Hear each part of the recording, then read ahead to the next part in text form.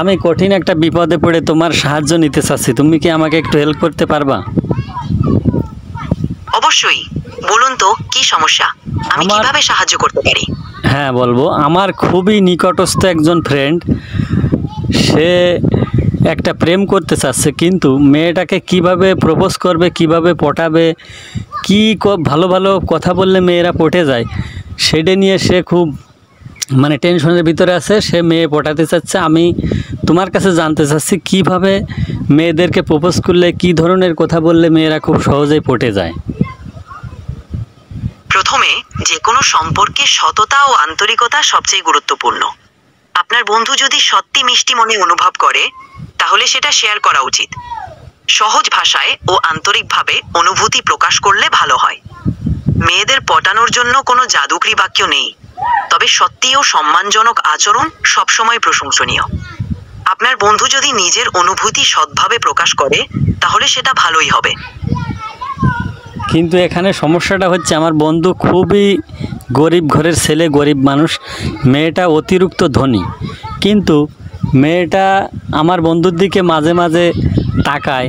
আমার বন্ধু ভাবিছে যে মেয়েটাও আমাকে চায়, আর আমার বন্ধু তো সে মনে প্রাণে আত্মা দিয়ে তাকে চায়, সে মেয়েটাকে তার জীবন দিয়ে চায়, কিন্তু সে প্রকাশ করতে পারতেছে না। কোনভাবে সে একটা গরিব ঘরের ছেলে হয়ে কোটিপতির মেয়েকে প্রপোজ করবে, কিভাবে প্রপোজ করলে সে তার কথাটা ফেলতে পারবে না, এই সাহায্যটা আমি তোমার কাছে চাচ্ছি।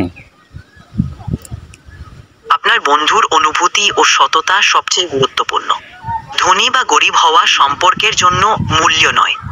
যে কোনো সম্পর্কের ভিত্তি হলো পারস্পরিক সম্মান ও ভালোবাসা।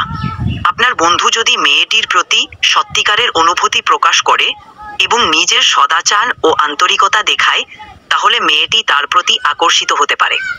গুরুত্বপূর্ণ হলো নিজের প্রতি বিশ্বাস রাখা এবং যা মনে আসছে সত্যিভাবে তা শেয়ার করা। সম্পর্কের মধ্যে শ্রদ্ধা ও ভালোবাসাই সবচেয়ে গুরুত্বপূর্ণ।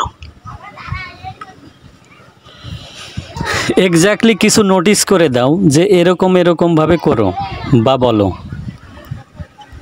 আপনার বন্ধু যদি মেয়েটির প্রতি সত্যিকারের অনুভূতি অনুভব করে, তাহলে সহজ ও আন্তরিকভাবে কথা বলা ভালো। যেমন, আমি তোমার সাথে সময় কাটাতে ভালোবাসি এবং তোমার প্রতি আমার অনুভূতি সত্যি। আমি চাই তুমি এটি জানো।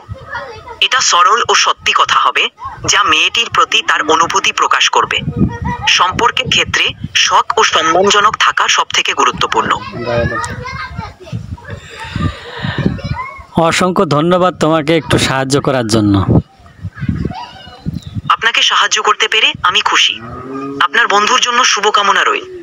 যদি আর কোনো প্রশ্ন থাকে নির্দ্বিধায় বলবেন। হ্যাঁ, আমি এতক্ষণ ধরে আমার বন্ধুর জন্য তোমার থেকে অনেক হেল্প নিলাম, তো তুমি তো আমার বন্ধুর নাম জিজ্ঞেস করলে না। আমি খুব খুশি যে আপনাকে সাহায্য করতে পেরেছি। আপনার বন্ধু যদি আর কিছু জানতে চান, আমি এখানে আছি। আপনার বন্ধুর নাম জানাতে চাইলে আপনি যে কোনো সময় বলতে পারেন। আমার বন্ধুর নাম হচ্ছে মোহাম্মদ সাকিব খান।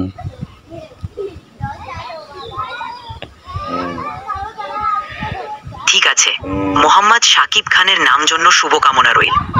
যদি কোনো দরকার হয় আমি এখানে আছি। শুভদিন কাটান। আসসালামু আলাইকুম। ওয়ালাইকুম সালাম। ভালো থাকবেন। আপনিও ভালো থাকবেন। ধন্যবাদ। আপনিও ভালো